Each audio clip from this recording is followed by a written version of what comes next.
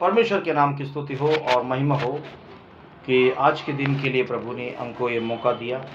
हम तीसरा वचन जो यीशु मसीह ने क्रूस पर कहा गया, ए नारी यह तेरा पुत्र है, यूहन्ना 19वां अध्याय और 26 वचन में हम लोग उसको पढ़ते हैं। यीशु मसीह अपने माता से बहुत प्रेम करता था और वो जान गया कि अब वो यहाँ से जाने वाला है, इस पृथ्वी को छोड़कर जाने वाला है। और अब ये जो जिम्मेदारी है अपनी माँ की, वो किसे दे करके, उसके 25वें वचन में अगर हम पढ़ेंगे तो वहाँ पर इस प्रकार से लिखा है, यीशु मसीह की माता जहाँ खड़ी थी उसके बाजू में उसका प्रिय चेला जो यूहन्ना कहते हैं, यूहन्ना उसके बाजू में खड़ा था और उसकी माँ की तरफ नजर उठा के देखा। माँ अपने दिल में कहती रहेगी, हे मेरे बेटे, अब तू मुझे छोड़कर जा रहा है, कौन मेरा देखभाल करेगा, कौन मुझे मेरा ख्याल करेगा, कौन मेरी चिंता करेगा, कौन मेरा उठना मेरा बैठना, मुझसे बात करना, कौन मुझसे बात करेगा। वो एक मां का दिल को समझ में आया, उसको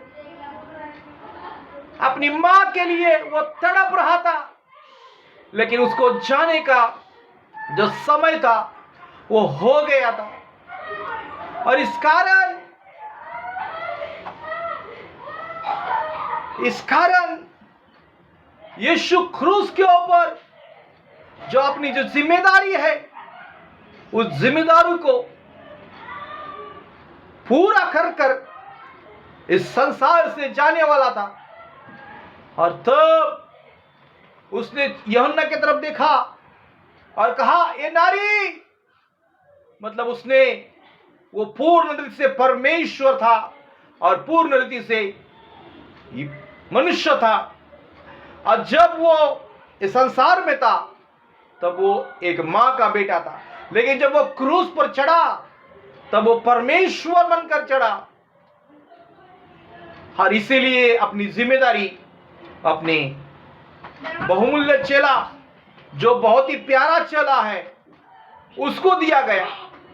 और उसने कहा, ए नारी, ये तेरा प्रिय पुत्र है, अब से तेरा ख्याल यही रखा करेगा। और इस प्रकार से यीशु मसीह के विषय में अगर हम देखते हैं, यीशु मसीह एक जिम्मेदारी का व्यक्ति है। यीशु मसीह संसार में था और संसार से जाने से पहले भी वो अपनी माँ से प्रेम करता था। वो केवल माँ ही से नहीं, परंतु कई ऐसे, और हमें भी यीशु मसीह के समान अनुकरण करना है।